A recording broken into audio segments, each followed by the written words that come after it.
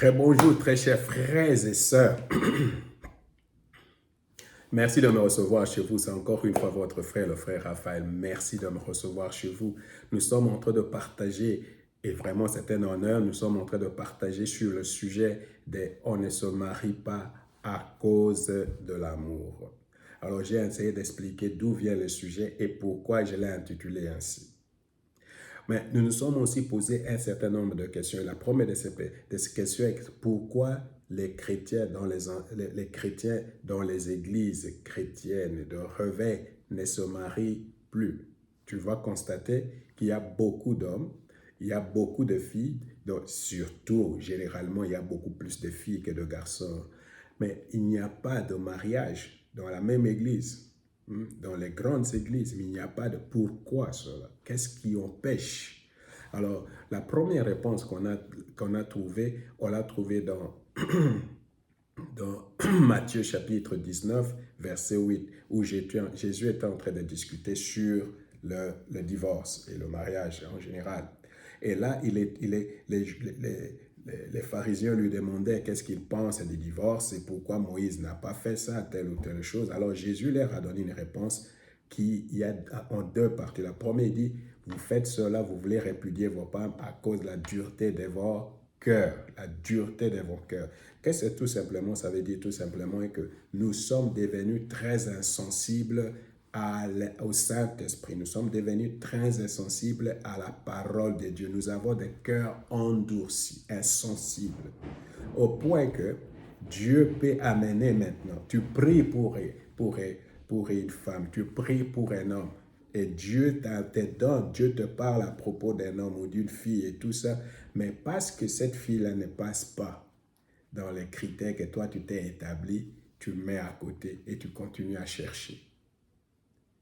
C'est pourquoi j'insiste pour dire qu'il y a beaucoup d'hommes et beaucoup de femmes qui sont passés à côté de leur destin et qui sont dans le chagrin et dans le regret. Pourquoi? Parce qu'ils ont rejeté le choix de Dieu pour eux. Parce que ça ne passe pas dans leurs critères. Alors, le critère ici, beaucoup de nos critères ne sont pas définis par rapport à la parole de Dieu, ne sont pas définis par rapport au Saint-Esprit, mais beaucoup de nos critères sont définis parce que nous nous référons au monde. Nous regardons ce qui se fait dans le monde. Nous copions ce qui se fait dans le monde. Et nous essayons d'apporter ça dans l'Église, nous essayons d'apporter ça dans notre vie chrétienne. C'est pour cette raison que j'avais dit, l'Église dans le monde, il n'y a pas de problème. Mais le monde dans l'Église, c'est la séduction, c'est la mort, c'est la catastrophe. La même chose. Les bateaux dans l'eau, pas de problème. L'eau dans le bateau, c'est dangereux. C'est pour cette raison, je essayais de définir qu'est-ce que la Bible attend par le mot monde présent. Monde. Qu'est-ce que cela veut dire? Alors, mais avant de faire cela, je veux lire Galates chapitre 1, verset 4. Alors la Bible dit seulement, Christ s'est offert lui-même en sacrifice pour expier nos péchés afin de nous délivrer du monde présent dominé par le mal. Il a ainsi accompli la volonté de Dieu notre Père. Alors pourquoi Christ est mort à la croix pour nous? Il est mort à la croix pour nous pour deux raisons. La première raison, il voulait expier nos péchés. La deuxième raison, il voulait nous délivrer de l'emprise. Il voulait nous délivrer de l'emprise de ce monde présent. Pourquoi? Parce que ce monde présent est dominé par le mal. Le mal par le diable, dans d'autres traductions. Et cela est la volonté du Dieu notre Père.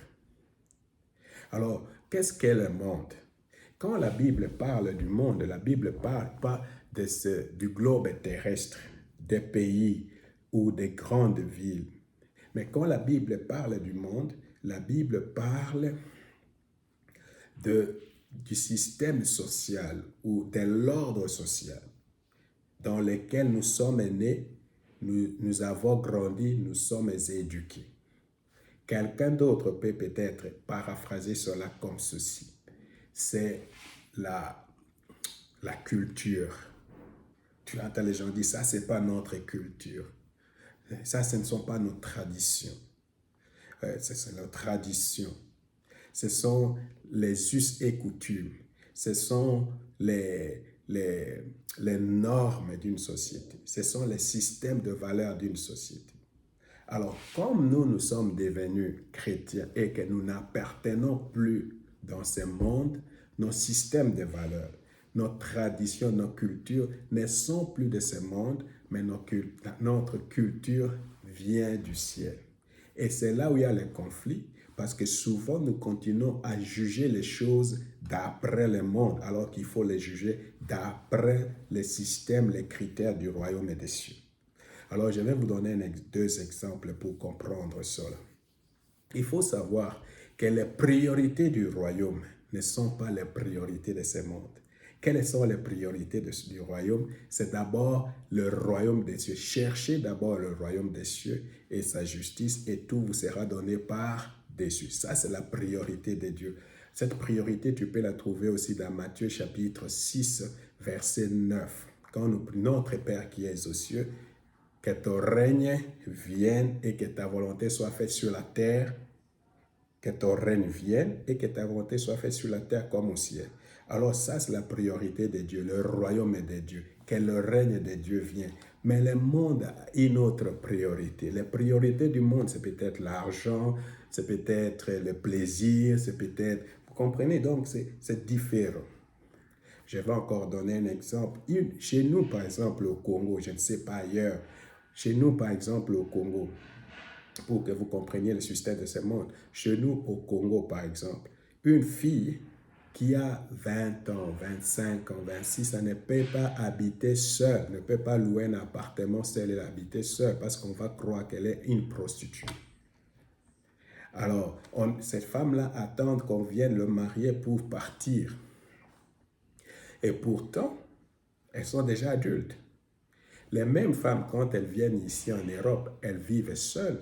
Mais pourquoi en Afrique, pourquoi au Congo, elles ne peuvent pas vivre seules? Parce que c'est le système de pensée, la façon de penser, la culture qu'il y a autour du Congo qui rend ces femmes-là captives et qui les rend pas libres. Vous comprenez? Ça, c'est le monde. Ça, c'est le monde. C'est la même chose avec les succès, c'est la même chose ce qu'on appelle succès, ce qu'on appelle la définition du succès.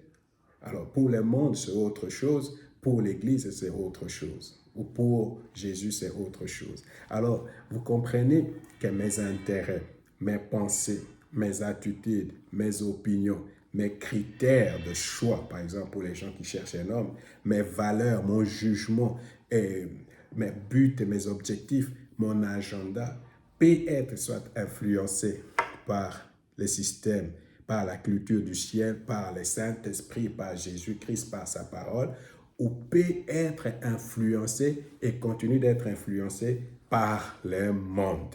Alors, si nous voulons vraiment recevoir ce que Dieu a payé, les hommes ou les femmes que Dieu a prévu pour nous, la première des choses que moi je dois faire, je dois être complètement libre de l'influence du monde. Pourquoi cela est aussi important?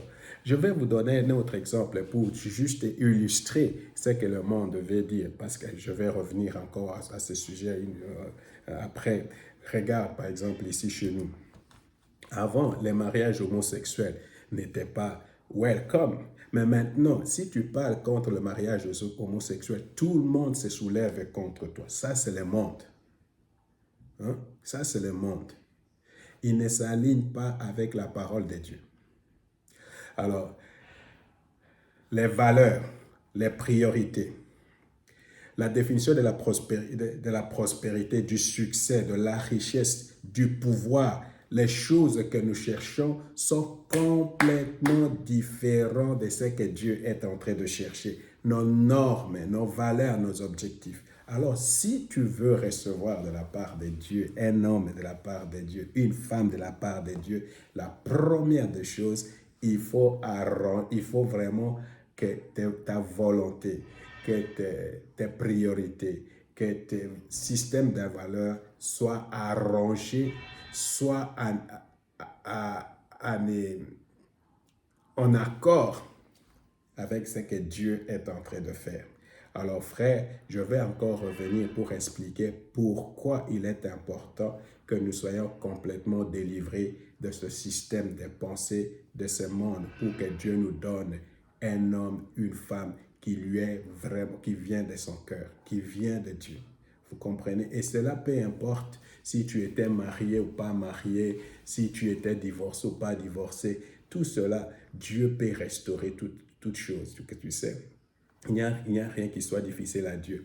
Mais la première des choses, il faut connaître cette délivrance. Je vais être délivré de ce monde présent, de ce que les hommes pensent, de ce que les gens pensent de moi si je fais quelque chose. Tout ça, c'est le système de ce monde. Il faut en être libre. Vraiment que le Seigneur te bénisse et que le Seigneur vraiment nous rende libres de la puissance de ce monde présent. Merci. Merci.